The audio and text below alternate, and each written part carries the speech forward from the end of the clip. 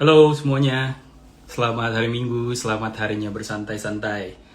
Nah, kembali lagi di ngobrol rutin tiap hari Minggu, di mana kita akan bahas mengenai destinasi traveling ketika pandemi ini berakhir gitu. Jadi tiap minggu akan ada berbagai macam narasumber yang beda-beda backgroundnya, dan dia akan coba rekomendasi ini tempat mana yang mereka akan kunjungin ketika pandemi ini berakhir gitu.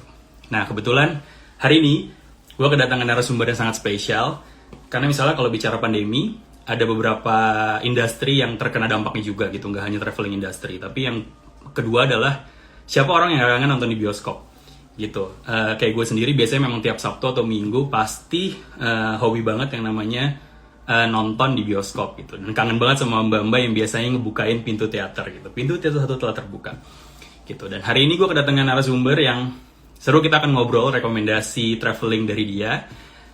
Gue inget banget, gue ngefans banget sama tokoh ini karena pas gue SMA film pertamanya tuh Janji Joni. Gue nonton, terus pas gue kuliah ada Pintu Terlarang, kemudian ada Kala juga. Setelah gue lulus kuliah tuh ada beberapa filmnya juga kayak Modus Anomali, sampai kemarin terakhir itu dia dipercaya buat memfilmkan kumpulan legendaris superhero Indonesia, itu Bumi Langit gitu. Kita langsung undang aja. Sudah online sepertinya. Terima kasih semua yang udah join. Kita undang Bang Joko Anwar. Halo, Halo Bang Joko, apa kabar? baik. Apa kabar, Jal? Baik Bang Joko, kayaknya kurusan banget nih. Masa sih? Iya. Gimana Bang kabarnya?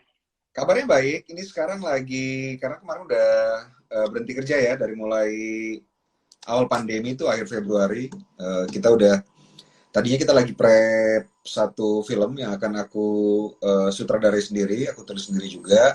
Seharusnya syuting bulan April, tapi akhirnya berhenti karena ada pandemi. Dan sekarang udah mulai persiapan lagi. Mudah-mudahan nanti bulan depan bisa syuting gitu. Oke, semoga deh Bang ya, semoga semuanya lancar. Berarti lumayan agak mundur ya Bang ya, dari bulan April ke bulan depan ya? September, Mundur, kurang lebih 5 bulan. tadinya ada 3 project kan, seharusnya ada satu film yang aku sutradarai sendiri, terus ada 2 film Bumi Langit, Cinematic Universe. Aku jadi salah satu produsernya, ada Virgo and the Sparkling sama Sri Asih, itu juga harus berhenti persiapannya.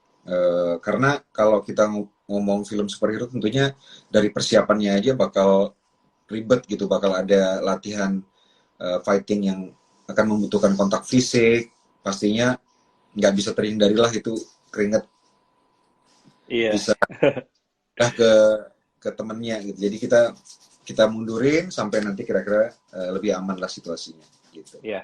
Oke, Bang Joko, sebelum kita ngobrol seru selanjutnya nih, sebenarnya pengen ngasih tahu juga mungkin ke beberapa followers Bang Joko. Jadi sebenarnya tema obrolan hari ini adalah, mungkin biasanya kalau sama Bang Joko ngobrolin film. Nah, sekarang mungkin kita akan ngobrolin film sedikit, Bang Joko, tapi kita akan ngobrolin juga namanya travel recommendation versinya Bang Joko Anwar nih. Gitu, Ya, ketika pandemi berakhir, biar semangat orang mengenai traveling tuh nggak pudar gitu. Memang sekarang kita kan lagi nggak bisa kemana-mana nih. ya. Gitu. Jadi kita mau coba ngobrolin, tapi mungkin kita bridgingnya adalah ke how this COVID-19 impact film industri sih, Bang Joko.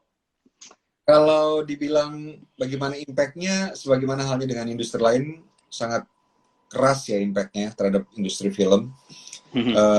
Kita tahun 2018-2019 itu bisa dibilang masa kemasan dari industri film Indonesia, karena dari segi penjualan tiket kita berhasil menjual lebih dari 51 juta tiket untuk film Indonesia per tahunnya. Jadi dibandingkan dengan tahun kita cuma menjual 37 juta tiket, berarti ada peningkatan lebih dari 25% gitu. Jadi dalam 1 tahun dari 2017 ke 2018 itu luar biasa peningkatannya. Ini berarti kepercayaan penonton terhadap film Indonesia sedang tinggi-tingginya gitu. Dan kita rilis film Indonesia di bioskop per tahun 140 judul kira-kira. Tapi dengan adanya pandemi ini kita praktis berhenti merilis film sejak akhir bulan Februari. Jadi kalau kemarin ada yang menghitung kasar, kerugiannya bisa mencapai 2-3 triliun gitu untuk industri film Indonesia itu sekarang ya, belum nanti sampai ke akhir tahun. Jadi sangat besar impact-nya. Para pekerjanya juga tentunya tidak bisa bekerja, semuanya dirumahkan. Ada yang bisa bertahan karena ada tabungan, ada yang akhirnya ganti profesi jualan makanan, walaupun mungkin yang membeli sesama kru film juga gitu, jadi tuker-tukeran makanan. Tapi ya berat banget sih impact-nya, ya sebagaimana halnya dengan industri lain gitu. Bang, kalau misalnya sedikit bocoran sih Bang Joko, kalau misalnya dari bioskop Indonesia sendiri tuh ada gambaran nggak sih Bang, kira-kira kan kalau di beritanya agak simpang siur ya, mulai akan kembali buka dan orang-orang bisa nikmatin film-film lagi gitu, terutama film-film lokal. Kalau bioskop Indonesia kapan buka lagi masih menunggu kabar, karena seharusnya tanggal 29 Juli ya, Yeah. tapi itu dibatalkan rencananya karena masih sangat dianggap masih tidak aman, walaupun mall sudah buka, walaupun tempat-tempat lain sudah buka, tapi bioskop dianggap masih belum aman untuk dibuka, sehingga sampai sekarang kita masih menunggu. Jadi yang buat film juga nunggu kapan bioskop dibuka, dan aku rasa pemilik bioskopnya juga mau buka juga harus berkonsultasi dengan pemerintah juga, jadi butuh izin juga, jadi mereka juga masih saling nunggu nih sekarang. Ya. Oke, Bang Joko, sebagai fansnya Bumi Langit nih, gue mau nanya dikit tentang Bumi Langit ya Bang Joko. Kalau bisa secara timeline gitu, berubahnya jadi seberapa drastis sih? Setelah Gundala kan harusnya tadinya ada Sri Asih ya kalau nggak salah. Seharusnya bulan November itu rilis Sri Asih ya, Sri Asih. Terus Desember mungkin Virgo and the Sparklings. Jadi karena kita berhenti, syuting juga belum, jadi bisa dipastikan tahun ini tidak ada film dari Bumi Langit Cinematic Universe. Tapi mudah-mudahan kalau misalnya kita bisa syuting akhir tahun depan, provided segala sesuatunya lebih memungkinkan, kita bisa tayang mungkin kuartal ketiga atau keempat dari tahun depan. Mudah-mudahan. Okay. Ya, paling cepat ya pokoknya kuartal 4 2021 lah ya. Semoga vaksinnya lekas ketemu dan semoga bisa syutingnya start di tahun ini juga Bang Joko. Mudah-mudahan Pak bisa betul-betul punya obat. Iya, amin. Gua doain pokoknya Bang Joko lancar. Bang Joko, sekarang masuk ke topik Bang Joko, pengen nanya kalau ngobrolin traveling nih, seorang Bang Joko Anwar, dulu kalau ngeplan traveling tuh gimana sih dengan kesibukan syuting gitu, apalagi tambah lagi sekarang nanti mungkin tahun depan ada proyek si Bumi Langit ini, cara ngaturnya gimana sih kalau dulu? Nah, kebetulan karena aku, dulu tuh waktu kecil aku punya dua cita-cita ya. Jadi karena banyak nonton film, terus dari film-film itu aku ngelihat banyak sekali tempat-tempat yang nggak pernah aku bayangkan sebelumnya. Karena aku lahir dan besar di sebuah daerah di kota Medan. Betul-betul secara lingkungan itu tidak kondusif untuk seorang anak tumbuh dan berkembang gitu. Tapi karena aku sering nonton film, jadi sering ngeliat, wow, ada tempat seperti ini ya, ada masyarakat yang seperti ini, yang beda dari yang aku tahu gitu. Ada keluarga yang seharusnya seperti apa, beda dengan keluarga aku. Jadi ada dua cita-cita waktu kecil. Karena sangat terinspirasi sama film, jadi aku kepingin menjadi filmmaker, itu satu. Terus aku juga kepingin traveling gitu, melihat tempat-tempat, terutama tempat-tempat yang aku lihat di film-film yang aku tonton sejak kecil. Ternyata ketika aku jadi seorang filmmaker nih, dua hal yang yang dia pakai gitu. Karena ternyata kalau misalnya kita membuat film dengan sungguh-sungguh, dengan serius, terus kita juga membekali profesi kita dengan pengetahuan teknis, dibekali dengan kekuatan estetika, kita bisa bikin film yang buat orang luar itu menarik juga gitu. Dan karena aku sering bikin film dan akhirnya film-film ini diundang ke banyak festival gitu. Jadi misalnya aku bikin satu film, terakhir itu bikin film Perempuan Tanah Jahanam. Kalau misalnya nggak ada pandemi nih, setelah aku rilis film Perempuan Tanah Jahanam, itu setahun akan traveling terus jauh. Jadi kayak misalnya festival pertama yang menayangkan Perempuan Tanah Jahanam adalah Sundance ya, di Park City, Utah, di US, itu bulan Januari. Itu kalau misalnya nggak pandemi, dan kalau misalnya mau diikutin, itu aku pernah satu tahun itu di Indonesia paling cuma 40%. Jadi dalam seminggu itu mungkin sampai dengan 3 minggu atau bahkan pernah lebih itu ada di luar. Jadi aku punya satu koper yang memang isinya peralatan yang memang esensial untuk dibawa kalau misalnya aku traveling gitu. Dari mulai toiletries dan peralatan elektronik kecil yang harus ada ketika traveling kayak adapter untuk charger dan sebagainya itu udah ada di koper, dan bahkan beberapa pakaian yang simpel gitu sudah ada di koper, jadi nggak repot-repot untuk packing gitu. Jadi pernah aku dalam satu bulan itu yang paling banyak ya, itu pernah aku tahun 2015 itu aku dalam sebulan itu 23 hari di traveling untuk festival. Dari mulai Vietnam itu aku ingat banget, terbangnya Vietnam, Polandia, terus apa namanya, sampai lupa, pokoknya banyak banget Eropa. gitu. Sampai bengkak amandel. Oke. Dan kok nggak bisa nafas ya, kayak susah banget telan gitu. Ternyata pas ke dokter dia bilang, Pak ini terlalu capek, kayaknya apa namanya, Bapak terlalu sering bepergian ya. Iya memang terlalu sering bepergian, itu luar biasa banget sih, sampai harus dipotong amandel gara-gara itu gitu. Jadi kalau ngomong bagaimana arrangement untuk traveling, yang pertama tentunya dari festival film. Yeah. Tapi kalau misalnya aku nggak setiap tahun bikin film ya. Kalau misalnya pun aku ingin pergi ke sebuah tempat yang memang kebetulan festivalnya tidak ada, ya aku pergi sendiri. Aku lebih apa ya? Ya sesuai mood kali ya. Kalau misalnya traveling Dadakan ya Bang, berarti kalau traveling nggak suka yang well plan, tapi kayak, oh gue mau kemana nih, maka tadi udah sediain koper tadi itu. Iya, nggak terlalu well plan. Kalau misalnya tiba-tiba impulsif, kesini enak kali ya gitu. Kalau mungkin kalau misalnya lagi banyak duit nih, kalau lagi ada duit, kalau ada duit ya nggak kemana-mana. Oh ya duit. Memang ya itu nggak sangat well plan. Biasanya impulsif, kalau kayaknya kesini enak nih, ya udah langsung berangkat gitu. Ya tadi tips yang bagus sih Bang Joko. Gue nggak kepikiran juga tuh sediain satu koper yang emang udah ada toiletries, baju-baju yang benar-benar simple. Ketika lo mau jalan-jalan udah tinggal langsung bawa aja sih. Iya. Gue dapet Jadi tips baru nih. Bang Joko, mau nanya ya, dong, kalau misal dari semua tempat yang udah Bang Joko kunjungin, boleh share nggak sih tempat atau negara mana, boleh lokal, boleh destinasi di luar negeri juga, yang menurut Bang Joko adalah best place to visit nanti buat rekomendasi teman-teman juga yang nonton, ketika pandemi berakhir dia bisa nge-plan ke sana juga. best place to visit. Kalau aku sih sebenarnya gini, aku ada beberapa tempat yang selalu aku kunjungi ya setiap tahun gitu. Karena memang harus ke sana. New York City yang pertama, kota favorit aku, New York City, karena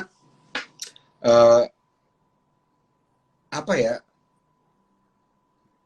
kotanya rame banget gitu. Aku suka keramaian. Kadang-kadang aku suka yang tempat-tempat yang sepi. Tapi kalau misalnya untuk mencari stimulasi, untuk mencari ide, ini mencari ide ya. Nanti kalau ngetiknya beda lagi tuh. Kalau mencari stimulasi untuk mencari ide untuk film-film, aku suka ngelihat keramaian dan kesibukan gitu. Jadi aku bisa duduk di mana aja.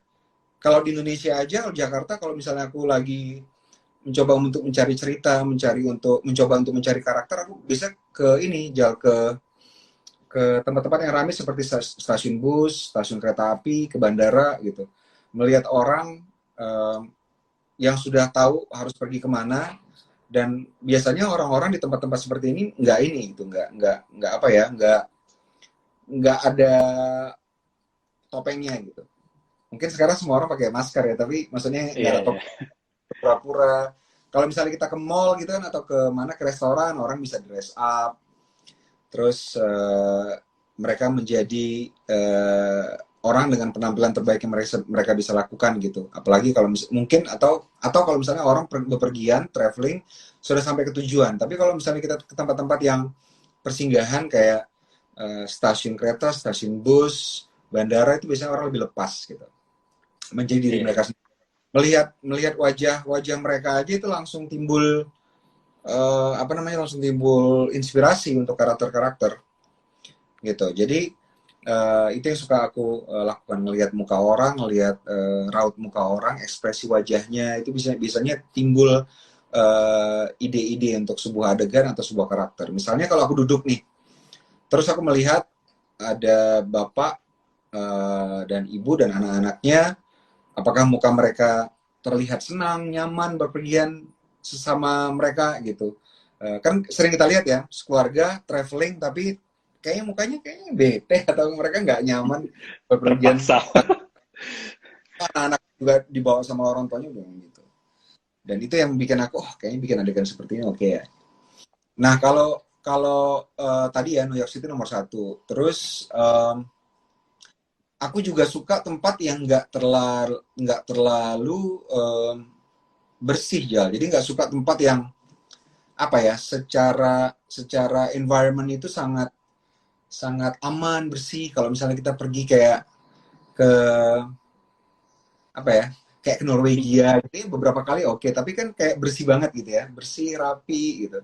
Tapi kalau misalnya kita pergi misalnya kita milih kota besar yang nggak terlalu rapi, New York definitely bukan sebuah tempat yang rapi. Malah kalau kita pergi ke sana kan jorok banget gitu.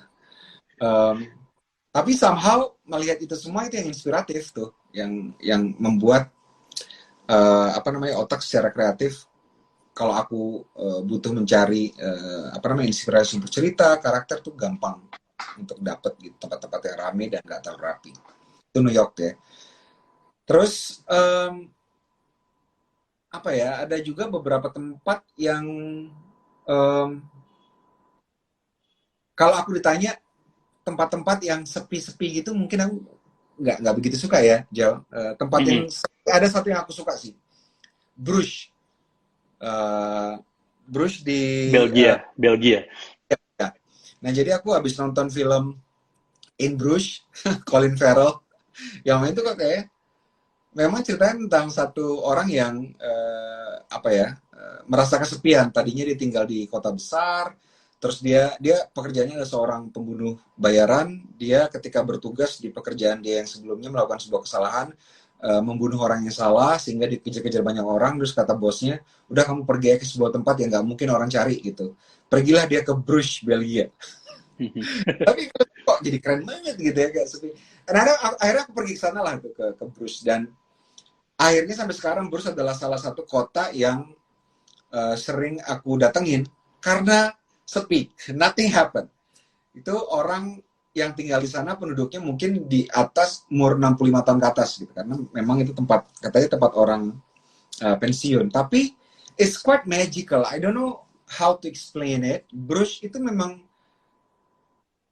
quite magical sih, walaupun tempatnya sepi banget gitu. Terus ada juga satu tempat di Vietnam yang banyak orang yang belum mengeksplor, tapi aku suka banget, namanya Hoi An. Kota kecil banget yang sekarang jadi kota cagar budaya dari UNESCO. Hoi An itu di tepi sungai, dan itu luar biasa cantik, apalagi kalau malam, karena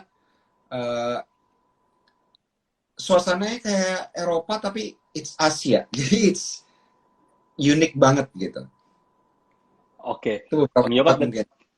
3 ya berarti Bang, ya kurang lebih. Tadi ada New York, ada Bruges, ada Hoi An di Vietnam. Nah sebenarnya karakteristik dari 3 tempat ini kan agak lumayan beda ya. Dan tadi agak salut sih sama Bang Joko, kalau misalnya ngeliat New York, tetap tujuannya traveling tapi ujung-ujungnya kerja juga, nyari inspirasi karena rame.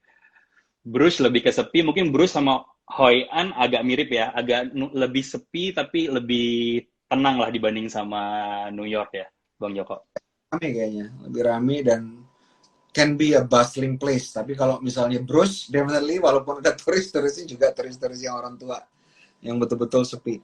Nah tiga tempat yang sangat berbeda gitu.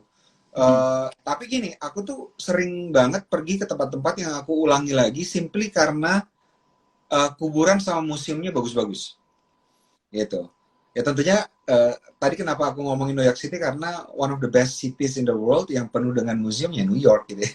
Apalagi aku setiap tahun kalau misalnya nggak pandemi harus pergi ke MoMA. Jadi setiap tahun tuh harus ke MoMA, Museum of Modern Arts di New York City. Dan ini pergi ke MoMA tuh kayak buat aku buat recharge gitu. Jadi kayak baterai kalau misalnya pergi ke MoMA langsung dia recharge penuh dengan inspirasi. Dan kebetulan karena sebagaimana halnya dengan museum-museum lain tentunya ada eksibisi yang tetap, ada eksibisi yang temporary dan mereka selalu berganti setiap tahun. Bahkan setiap pergi ke sana luar biasa. Yang selalu aku lihat tuh selalu yang sangat menarik banget. Ya, jadi New York selalu ngasih sesuatu yang berbeda ya Bang, tiap kali berkunjung ke sana pasti ada yang baru terus. Betul banget gitu. Ya itu sih museum, satu lagi kuburannya. Jadi aku suka, mungkin teman-teman beberapa yang udah tahu aku sering kalau misalnya aku ngetik tuh lebih enak tuh ngetik di museum atau ngetiknya di kuburan. Tentunya bukan kuburan yang angker yang kayak di film-film aku ya, yang serem gitu enggak. Karena biasanya di museum orang kan nggak ngobrol ya. Walaupun tentunya kita nggak bisa ngetik di tempat eksibisinya, tapi cari tempat yang kita bisa duduk dan buka komputer. Kalau kuburan itu orang kesana nggak untuk ngobrol gitu, jadi nggak ada orang ngobrol kalau ke kuburan. Dan kalau misalnya kita pergi ke kuburan dan ngetik skenario, itu aku merasa hampir bisa mendengar suara pikiranku sendiri gitu. Kalau misalnya kita mikir tuh kayak mikir out loud, kayak bisa sambil ngetik sambil mikirin dialog dari karakter yang aku tulis. Itu kayak aku bisa denger sendiri di kepalaku, nih karakter bener-bener ngomong nih. Gitu, itu magical banget nulis. Wow. Gitu, makanya beberapa skenario malah aku selesaikan tuh di kuburan tuh. Banyak. Berarti kan kalau New York tadi kalau museum ada MoMA ya, Bang Joko. Sekarang mau nanya dong kalau misalnya name it one restaurant, your favorite restaurant in New York. Buat rekomendasi teman-teman juga. Wow! One cafe, one resto. Di New York ya? Aku suka beli di pinggir jalan tuh. Oh, oke. Di daerah mana? Oh, oke, kebab. Iya sih. Itu kayaknya yang paling gampang dicari 24 jam. Kalau yang lain sama lah, nggak ada yang spesial. Oke, Bang Joko, tadi kan ngomongin bad experience. Sekarang kalau misalnya ngomongin bad experience, ada nggak sih ketika berkunjung kemana, atau ada culture shock apa ketika ngunjungin satu negara? Boleh cerita nggak? Nggak pernah ya. Dan kebetulan gini, Jal, aku tuh kalau misalnya pergi kalau traveling tuh nggak suka ke tempat yang turisti. Jadi kalau misalnya pergi ke sebuah kota yang terkenal dengan tempat-tempat yang landmarknya itu justru ya mungkin cukup sekali dilihat sebentar aja terus pergi gitu. Nggak suka di tempat-tempat yang terlalu banyak turisnya. Jadi kalau misalnya pergi traveling, pergi ke tempat yang jarang turis pergi gitu. Kalau misalnya aku pergi ke New York, aku ya misalnya aku kan aku koleksi Blu-ray, koleksi piringan hitam dan sebagainya. Ya hunting itu gitu. Cari di Google atau tanya orang-orang yang tahu dan hunting di mana aku bisa beli records, bisa beli film gitu. Semakin tua semakin barangnya tua semakin bagus gitu. Satu tempat lagi yang aku suka untuk hunting film itu di Paris. Jadi Paris itu ada beberapa toko yang masih menjual, bahkan VHS juga masih banyak dijual gitu. Di satu spesifik toko gitu, Bang Joko. Namanya apa, Bang? Beberapa tempat, salah satunya namanya Metaluna. Dulu namanya Movie 2000. Jadi aku pergi ke sana regularly ketika mereka namanya masih Movie 2000. Dan itu kalau ke Paris nggak pergi ke sana itu kayak nggak benar ke Paris. Iya. toko film tuh banyak ya, toko film, toko DVD, Blu-ray, you name it tuh banyak lah, masih ada. Cuman beberapa tempat tuh memang blessed with really good collection gitu. Salah satunya Metaluna ini. Jadi terutama buat kita yang suka film horor, suka film cult, ini tempat they got everything. Jadi semua film yang kadang-kadang kita sekarang nonton film kan kita merasa gampang ya Zal ya, bisa nonton di apa namanya di platform Netflix ya. banyak lah, mau lokal, regional atau internasional sekarang bisa diklik, udah bisa nonton film apa aja. Cuman pergi ke tempat-tempat seperti ini nih, dimana kita bisa memegang barangnya secara fisik gitu, dari mulai Blu-ray, DVD gitu ya. Dan si Metaluna ini memang mendedikasikan diri mereka untuk film-film yang tidak bisa ditonton di banyak tempat, di streaming platform jarang bisa ditemui, terus di Amazon kalau misalnya kita mau beli Blu-ray, DVD di situ juga jarang ada. Jadi memang wow, judul-judulnya nggak ada di mana-mana gitu. Dan bukan cuman film-filmnya yang dijual, tapi juga kayak posternya, merchandise, bahkan merchandise ketika mereka gala premier itu ada dijual di situ gitu. Sampai dengan kaset-kaset VHS itu masih ada dijual. Dan aku kalau ke sana ya pastinya habisnya di sana gitu. Gak apa-apa Iya nggak sih bisa Bang. makan, bisa belanja gitu. Gue tapi salut sih Bang sama lo kayak tadi New York, lo relate sama kerjaan buat cari inspirasi. Hoyan sama Bruce juga sama, lo buat nulis gitu. Bahkan sampai ke tempat buat favorit place buat belanja, lo tetap relate sama pekerjaan lo sekarang juga gitu. Di Paris lo ke Metaluna, ngumpulin buat cari inspirasi juga buat bikin film selanjutnya gitu. Jadi semua traveling destination lo relate sama hobi dan pekerjaan lo sekarang ya Bang Joko? Biasanya begitu, karena gua dikaruniai lidah yang gampang gitu. Jadi gue makan apa aja enak. Unless makanannya nggak enak banget, baru gue ini nggak enak nih. Tapi kalau misalnya makanannya lumayan, gue pasti makan. Jadi kalau gue kemana-mana, makan itu gampang gitu. Justru yang gue cari itu yang tadi itu suasana, mood untuk mencari inspirasi buat film-film gue gitu. Iya. Oke Bang, ini pertanyaan terakhir dari seorang Joko Anwar nih Bang. Tempat mana sih yang belum pernah lo kunjungin dan lo pengen banget kunjungin nih setelah pandemi berakhir? Yang belum pernah dikunjungin tapi lo pengen ke sana. Nggak ada kayaknya. Udah semua ya? Udah semua, karena tadi itu gue dibantu sama festival. Festival ini enak banget Zal, kalau misalnya kita bikin film gitu ya. Kalau misalnya kita bikin filmnya bagus. Tadi ada beberapa teman film juga tuh. Ada Paul Agusta, ada Daniel Ziff yang ikut.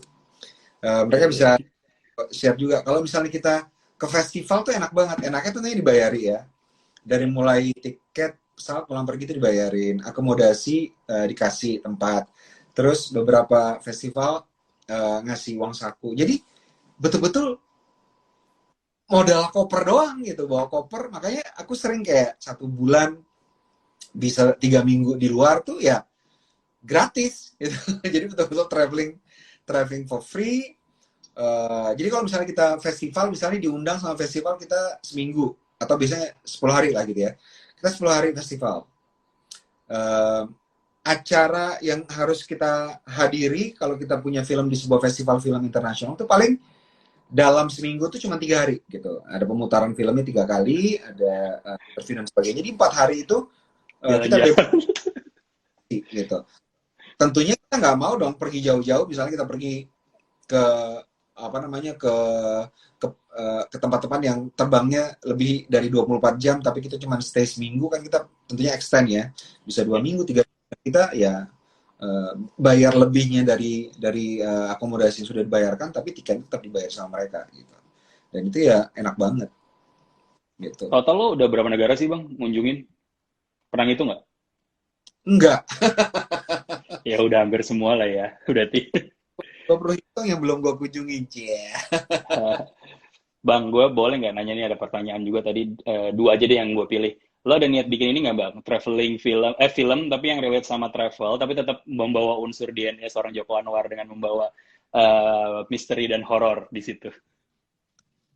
Gue ada road movie yang belum yang dari dulu gue pengen banget sama film ini, judulnya Super Donnie. Yang main karakternya anak kecil ya, 10 tahun. Tadi ada Muzaki. Muzaki, jangan Hai cepet Muzaki. biar bisa main film Om terus jadi anak kecil. Oh, dia bakal jadi ininya nih. Ini berarti teaser ya.